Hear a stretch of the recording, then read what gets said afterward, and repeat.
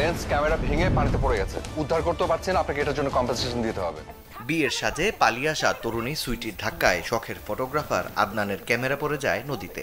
চিত্রনাট্যের মারপেচে তিক্ত এই অভিজ্ঞতা একসময় রূপ নেয় প্রেমের সম্পর্কে। এমন ঘটনা ঘটে কাজল আরিফিন অমির পরিচালনায় গেল ঈদে মুক্তি পাওয়া ওয়েব ফিল্ম হাউস সুইটে। আমি তোমাকে একটা কিস করি।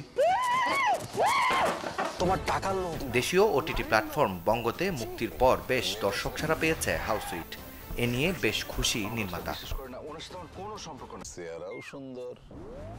ঈদে আমি আসলে আমার এলাকায় আড্ডা দিই বা ফ্যামিলির সাথে থাকি।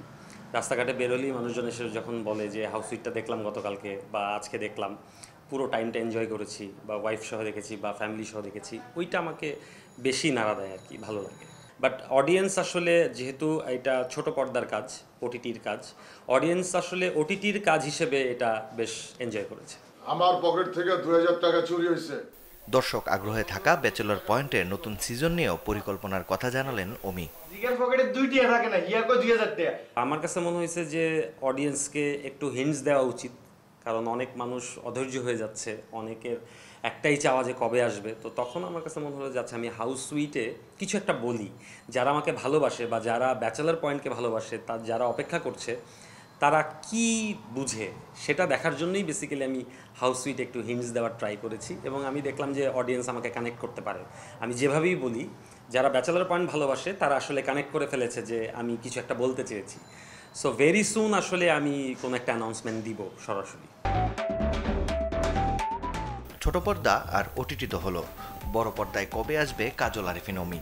এমন প্রশ্নের উত্তর দিলেন নির্মাতা। আমি আসলে সিনেমাটা বানাতে চাই যেই সিনেমাটা আসলে দেখে মনে হবে যে এটা সিনেমা হলে দেখেই মজা লাগবে। ওই সিনেমাটা পাইরেসি হয়ে আপনার কাছে মোবাইলে আসলে আপনি যাতে বন্ধ করে দেন যে ভাই এটা আমি বড় পর্দার এক্সপিরিয়েন্স নিতে চাই, এই সিনেমাটা আমি টিভিতে দেখতে চাই না।